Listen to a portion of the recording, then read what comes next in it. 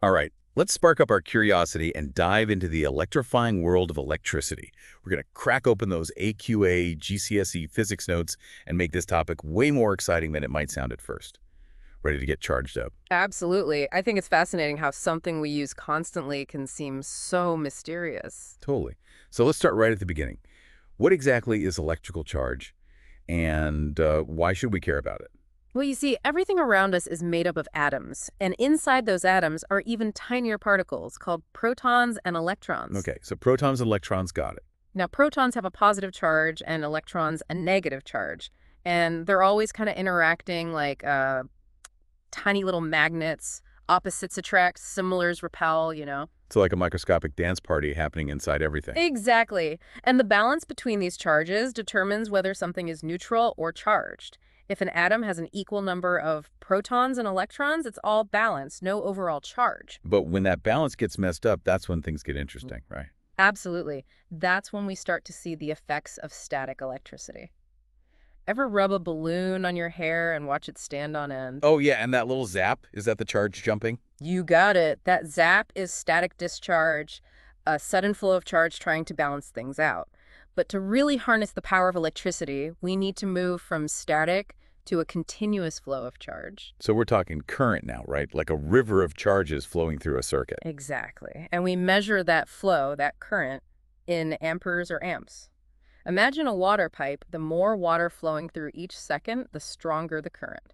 Makes sense. But what makes those charges flow? What's pushing them along? That's where potential difference comes in, also called voltage. Measured in volts, of course. It's the force that pushes those charges through a circuit.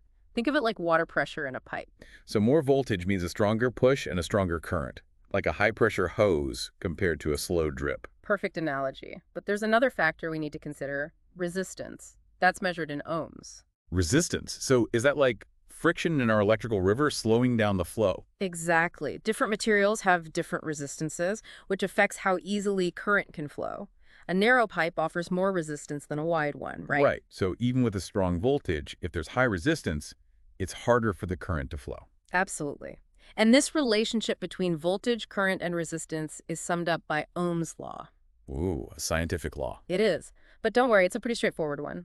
Ohm's law simply states that voltage equals current multiplied by resistance. V equal IXR. Okay, let me try and picture this. Imagine a circuit with a battery, some wires, and a light bulb. Perfect.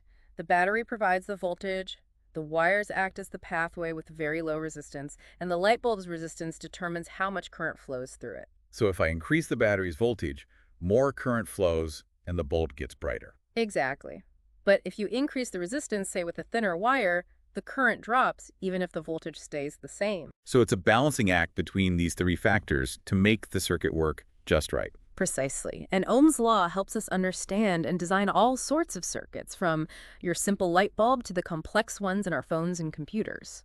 Wow, that's pretty powerful for such a simple equation. But let's talk about how those components are actually arranged in a circuit. I've heard there are different ways to connect them, right? Right. We have series circuits and parallel circuits. Think of a series circuit like a single-lane road, all the cars following the same path. So if there's a blockage, everything stops. Does that mean if one part of a series circuit fails, the whole thing stops working? You got it. Like those old Christmas lights, one bulb goes out and the whole string goes dark. Ah, classic example. Okay, so what about parallel circuits then? Are they like multi-lane highways? Precisely. Each component has its own separate path for the current, so even if one path gets blocked, the others can still function. Much more reliable. Right. That's why most of our home circuits are wired in parallel. Imagine if your whole house went dark because of one faulty light bulb. Oh, total nightmare. Okay, so we have these circuits with different arrangements, but what about the energy they use? How do we measure that? We measure it with power, which is the rate at which electrical energy is transferred. It's measured in watts. So a higher wattage means more energy use, like a 100-watt bulb using more than a 60-watt one. You got it. A higher wattage appliance gulps down energy faster to do its job. Okay, starting to see the bigger picture here. But before we go further with watts and circuits, let's talk safety. especially with all that powerful electricity coming into our homes. Definitely. Safety is paramount when dealing with mains electricity. We're talking about much higher voltages than what we see in batteries or static electricity. So what makes mains electricity so different, and how do we stay safe around it? For one, it uses alternating current, Hmm. AC, where the current's direction constantly changes, unlike the direct current, DC, from batteries. And the voltage is way higher, right? Like Mm. 230 volts in the UK? Yes, that's why our electrical systems have built-in safety features. Like the three-wire system with the live, neutral, and earth wires. I've always wondered how those work. The live wire carries the alternating voltage, the neutral completes the circuit, and the earth wire is a safety net. If something goes wrong and the live wire touches a metal casing, the earth wire provides a safe path for the current to go to the ground, preventing a shock. So it's like a backup system to keep us from getting zapped. Hmm? Pretty clever. Right. And we have other safety features like fuses and circuit breakers that interrupt the current if it gets too high. Little guardians protecting our circuits. Okay, back to something we talked about earlier, those shocking doorknob moments. Yeah. That's static electricity, right? Exactly. Static electricity is about charge buildup on the surface of an object, usually an insulator. That's something that doesn't let charge flow easily. So those starks happen when the built-up charge suddenly finds a way to discharge, like when we touch a metal doorknob. That's it. Friction creates an imbalance of charges, and when you touch a conductor, those excess charges rush to neutralize and zap static discharge. Crazy how rubbing two things together can create that. Right. And static electricity isn't just about avoiding shocks. It's used in things like photocopiers and air filters. Wow, more useful than I thought. Seems like electricity's everywhere and does so much. It really does. From powering our homes to driving technological advancements, it's a fundamental force shaping our lives. Well, I'm feeling pretty energized after this first part of our electrical adventure. We've definitely covered a lot, from those tiny particles carrying charge to the network that brings electricity to our homes. And hopefully our listeners are feeling charged up about electricity too. Okay, we're back for more electrifying insights. We've covered those fundamental concepts of charge, current, voltage, and all that good stuff. But, I'm still a bit curious about how that electricity actually travels all the way from those massive power stations to our homes. It seems like quite the journey. It really is, and it's all thanks to an incredible feat of engineering called the national grid. The national grid. Wow, it sounds almost mythical. Like a secret network pulsing with energy. What exactly is it? Picture a giant web of power lines, transformers, and power stations stretching across the entire country. That's the national grid in a nutshell. It's this complex system designed to generate, transmit, and distribute electricity to all those homes and businesses, millions of them, all working together. It's mind-blowing when you think about the sheer scale of it all. But I've always been a bit puzzled by those transformers you see perched up high on those metal structures. What's their role in all of this? Transformers, they're like the conductors of this electrical orchestra, you could say. They're responsible for changing the voltage of the electricity.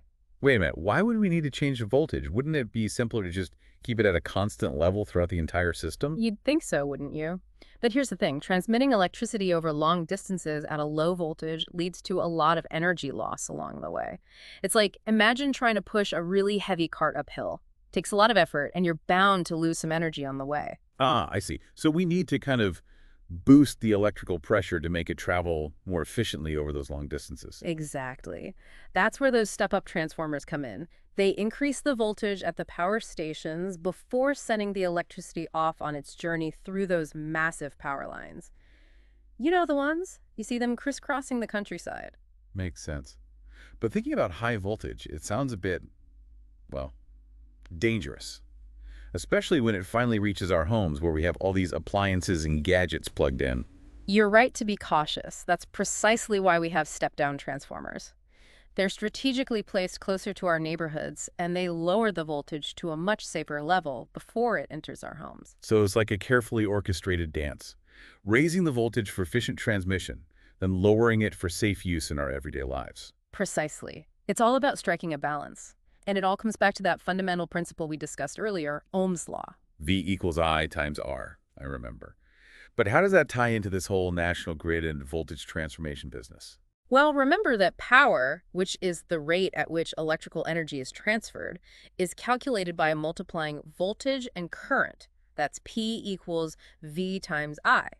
So if we increase the voltage, we can actually decrease the current while still transmitting the same amount of power. Okay, I'm following so far. But why is a lower current better for transmitting over those long distances? Because those long power lines, as good as they are at conducting electricity, they still have some resistance. And whenever current flows through resistance, you get some energy loss in the form of heat. So by cranking up the voltage and reducing the current, we can minimize those energy losses and make the entire grid more efficient. It's brilliant. It really is. It's one of the many reasons the national grid is such a marvel of engineering, reliable and efficient delivery of electricity to our homes. But let's shift gears a bit and move from the grandeur of the national grid back to those circuits we were talking about. Remember the series and parallel ones? Oh, absolutely. Series circuits, they're like single-lane roads where all the components are in one loop. And parallel circuits are like those multi-lane highways with multiple paths for the current. You got it. And each type has its quirks and advantages depending on how we want the electricity to behave. Okay, let's revisit those series circuits for a moment. One of their main drawbacks, if I recall correctly, is that if just one component fails, the whole thing goes kaput. It's like a domino effect. You're exactly right. A single faulty component in a series circuit, and boom, the entire flow of current comes to a standstill, just like knocking over the first domino in a line. Yeah, I can see why series circuits wouldn't be ideal for things where reliability is key. True, there are certain niche applications where series circuits are handy, but for the most part, we lean on the versatility and resilience of parallel circuits. Parallel circuits, with their multiple paths for the current to flow. I'm guessing those are much more practical for our homes and devices. What else makes them so advantageous? Well, a key distinction lies in how the voltage is distributed across the components. In a series circuit, the total voltage gets shared among all those components. So let me get this straight. If we connected two identical light bulbs in a series circuit, each bulb would only receive half of the total voltage from the battery. Precisely. And that's why those light bulbs in a series circuit tend to be dimmer compared to their counterparts connected in parallel. Makes sense. But what about the voltage in a parallel circuit? Does it get divided up as well? That's where parallel circuits really stand out. Each branch in a parallel circuit gets the full voltage from the power source, regardless of how many other branches are connected. So each bulb in a parallel circuit gets the full power, making them shine much brighter. I can definitely see why they're the preferred choice for most applications. Exactly. That consistent voltage across all the components, it's a big plus for parallel circuits, especially when we need everything to operate at its full potential. This is really fascinating stuff. It's amazing how much we can do with electricity by understanding how to design and control its flow in these circuits. It really is. And grasping the ins and outs of series and parallel circuits, coupled with a solid understanding of Ohm's law, voltage, current, and resistance, it's fundamental for anyone intrigued by electronics and electrical engineering. Well, I feel like my understanding of circuits has gotten a major upgrade, but I'm curious about those components that make them tick. We've talked resistors, but Yeah. what other interesting characters are there in this electrical world? Oh, there are plenty. We have diodes, which are kind of like one-way valves for electricity. They only allow current to flow in a single direction. Well, like those gates at amusement parks that only let you go one way. That's a great analogy. Diodes are crucial in all sorts of electronic devices, everything from radios to computers. They make sure the electricity flows in the right direction. That's so cool. What other components are there? I'm ready to learn more. We have capacitors. Think of them as tiny little batteries. They store electrical energy and can release it when needed. They're used for all sorts of things, from smoothing out voltage fluctuations to providing those bursts of energy for camera flashes. So they're like little reservoirs of electrical energy, just waiting to be tapped into. That's a great way to put it. They're essential for keeping many electronic devices running smoothly and efficiently. Well, we certainly explored a lot in our electrifying journey, from those tiny charged particles to the grand scale of the national grid and all those fascinating circuits in between. It's amazing how much depth there is to something we use every single day. I know, right? But now I'm wondering, what's next for electricity? What does the future hold? Any exciting new developments on the horizon? Oh, absolutely. The future of electricity is buzzing with possibilities. One area that's particularly exciting is renewable energy. Yeah, renewable energy, harnessing the power of nature, things like solar, wind, hydro. It all sounds great in theory, but can it really meet our growing energy needs? It absolutely has the potential. And with technology constantly advancing, renewable energy sources are becoming more efficient and more affordable all the time. That's good news. But what about those times when the sun isn't shining or the wind isn't blowing? How do we make sure we have a reliable supply of electricity from those intermittent sources? That's where energy storage comes in. And it's a field that's seeing incredible progress. We're talking about larger and more efficient batteries that can store huge amounts of energy from those renewable sources. So it's like we can charge up these giant batteries when the sun is out or the wind is strong, and then use that stored energy when needed. Exactly. It's like having a reservoir for electricity, making sure we have a steady supply even when those renewable sources aren't available. Kind of like filling up a water tank during a downpour so you can use that water later when it's dry. I like that analogy. So energy storage is key to making those renewable sources a more reliable part of our energy future. What other advancements should we be looking out for? Well, wireless power transfer is definitely generating a lot of buzz. The idea of charging our devices without any cables. Oh, like those wireless phone chargers. Do you think we'll see that technology become more common? I think it's definitely headed in that direction. Wireless power transfer is still in its early stages, but it's developing rapidly. Imagine a future where we can charge our laptops, our electric cars, even our appliances, all without plugging them in. That would be so convenient. No more tangled cords or searching for outlets. Right. And even further out there, we're starting to see research into energy harvesting, capturing energy from our surroundings, like vibrations, heat, even radio waves, and using it to power small devices. Wow, that sounds almost like science fiction. Extracting energy from thin air. I know, it sounds futuristic, but it's a real area of research. Tiny devices that can scavenge energy from the environment, potentially eliminating the need for batteries in certain applications. It's incredible. It really is. The possibilities with electricity seem almost limitless. I agree. As our understanding of electricity grows and technology continues to advance, who knows what incredible innovations we'll see. The future is bright and it's definitely electric. This has been an incredible journey. From those tiny charged particles to that vast national grid and everything in between, I feel like I've learned so much about this powerful force that shapes our world. It's been a pleasure exploring the world of electricity with you. It's a constantly evolving field, so stay curious and never stop learning. Well said. And to all our listeners out there, keep those circuits flowing and your minds charged up. Until next time, thanks for joining us on this deep dive into the world of electricity.